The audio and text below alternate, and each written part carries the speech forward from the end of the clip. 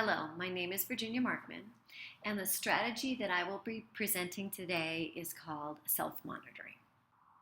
What is self-monitoring? Before I answer that question, I just want to give you a little background. Self-monitoring can be used in many different contexts. It can be used for self-monitoring behavior.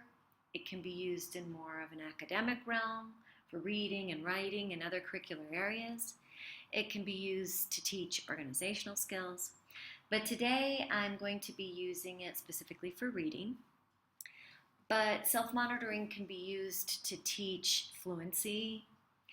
It can be used to teach comprehension, teaching students how to self-monitor their comprehension through the use of metacognitive strategies like visualization or making connections. But today, I'm going to be using the self-monitoring strategy specifically to teach word recognition. So with that, self-monitoring is when a reader asks themselves questions when they read. When they come to an unknown word, they would ask themselves, does it look right? Does it sound right? And does it make sense? When a reader does this, they are using the three cueing systems. One cueing system being graphophonic, which is the letter-sound relationships. Syntactic would be syntax and sentence structure. And last, semantic, which is meaning. Does it make sense? Before we go on, I just wanted to talk a little bit about where self-monitoring got its beginning. Self-monitoring is really a key component used in reading recovery, which is a one-on-one reading intervention for struggling readers that was developed by Marie Clay. And reading recovery is mostly an intervention designed to reduce the number of struggling readers at the early elementary level. And it helps coach students to balance the use of those three cueing systems that I just discussed in order to read for meaning. The best way to help readers develop these self-monitoring skills is to observe their reading behaviors and then signal the process. So ongoing assessment is crucial in teaching students how to self-monitor their reading. Ongoing assessment. This type of instruction requires ongoing assessment, which would be the frequent use of a miscue analysis or a running record, so that the teacher can really analyze the reader's errors to see what strategies they're using and which strategies they're neglecting. I feel it necessary to mention that the miscue analysis was first developed by Ben Goodman, who is a professor of language, reading, and culture at the University of Arizona, and who is best known for developing the whole language theory of literacy learning. And his miscue analysis was really meant to be a formative assessment that can provide the teacher a window into their students' reading process. This strategy can really target many different learner profiles. Reading recovery mainly just targets emergent readers, but the self-monitoring strategy can also be used with readers that have moved past the emergent level, but still struggle to extract meaning from continuous text. These readers may have basic word analysis skills and adequate sight word vocabulary, but tend to rely very heavily on that graphophonic cueing system when they read. Good readers are able to balance the use of these three cueing systems when they read with little or no instruction. But a struggling reader really needs explicit instruction in this area. So this strategy mainly targets students with learning disabilities, students that are struggling to learn to read. Self-monitoring is a good reading intervention for children who have trouble decoding. And that could be students with dyslexia or with visual processing disorders, or students that just have poor executive functions. These may be students who have difficulty with problem solving, with applying strategies or transferring strategies to their learning, planning, memory, or trouble with decision making. So these could be your ADHD students. But also, I found that this strategy is very good with ELL students. Right now, I'm using it with a group of third graders who who are students with learning disabilities, but are also English language learners. And I think it's important to know here that these students, even though they're reading with accuracy, their comprehension is still lacking because they're not proficient in the language. Instructional settings. This strategy could be used in many different instructional settings. It could be used in the regular classroom. It can be used for whole group instruction, small group instruction, and also for one-on-one conferencing or conferring. It can also be used as an intervention, a small group intervention or one-on-one intervention given by either a reading specialist or a learning support teacher.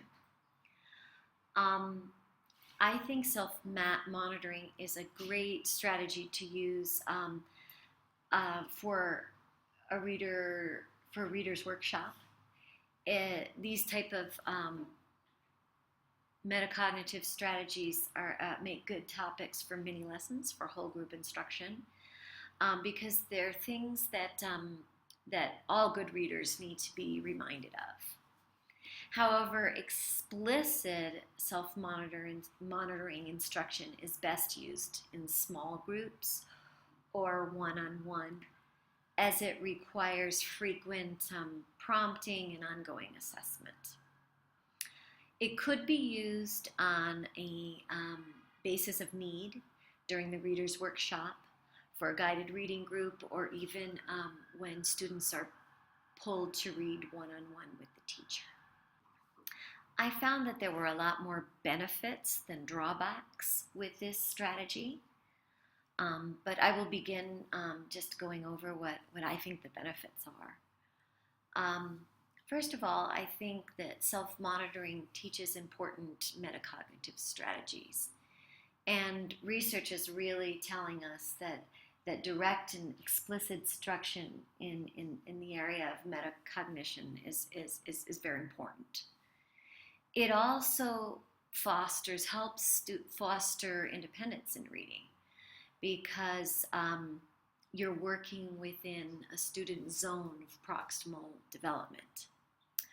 And these skills, metacognition and independence and reading, are skills that can be applied to other areas of the curriculum. So I think they're very, very important. They have transfer value. This strategy can also be used in varying instructional settings, which I just discussed on the previous slide. It can be used whole group, small group, and one-on-one. It also targets students with disabilities. It allows for more formative assessment, which I think is so important. Research is also telling us that formative assessment is best practice. And the formative assessment piece is really built into this strategy.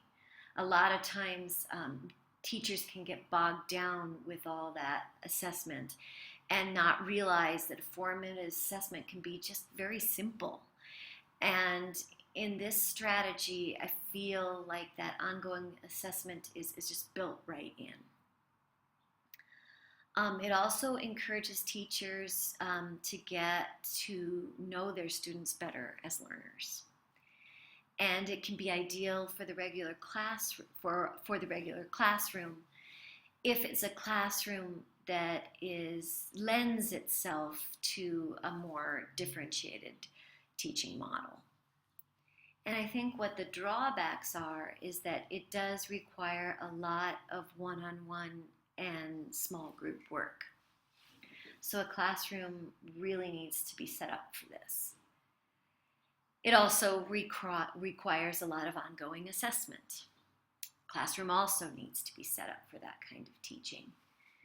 And I think the biggest drawback would be that it needs to be delivered with consistency in order for it to be effective.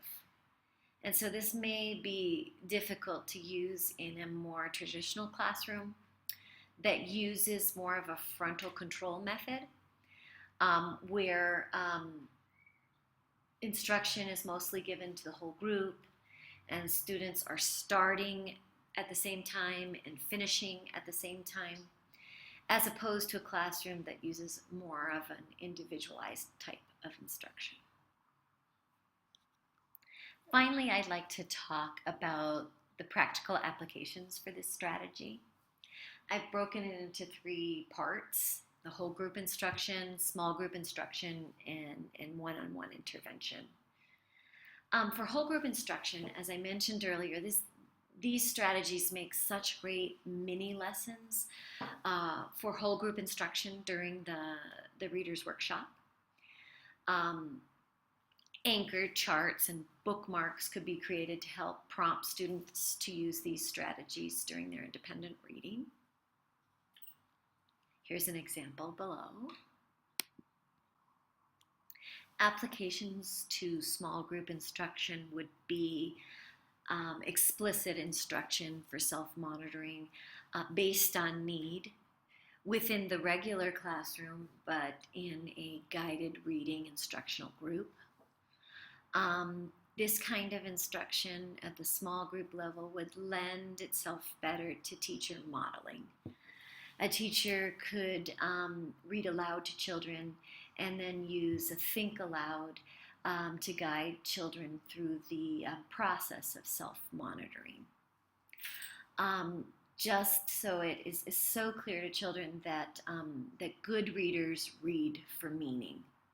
Also, cloze activities are a great way to teach self-monitoring, where teachers could go over a closed sentence with a small group of children, guiding them into using context to fill in the missing words. This would also be teaching them how to read to the end of the sentence, or how to go back to the beginning of the sentence and reread for meaning, and also how to cross-check the word that makes sense with the letter-sound relationships. And just opening up, reflecting about reading strategies to the group, so that students could identify tricky parts of a text and talk about them together and decide which would be the best strategies for decoding that word. And that would be more of like a team or shared problem-solving concept. And this could also be used for partner reading, where peers are observing peers, where peers are listening to their classmates read and then actually hinting or prompting them when they come to a tricky part of the text, instead of just offering or providing them the word. And this is just a way to make literacy more of a social practice. One-on-one intervention. During one-on-one intervention, either by a reading specialist or by the classroom teacher, this type of instruction could be used to target the readers who are more in need of the self-monitoring strategy.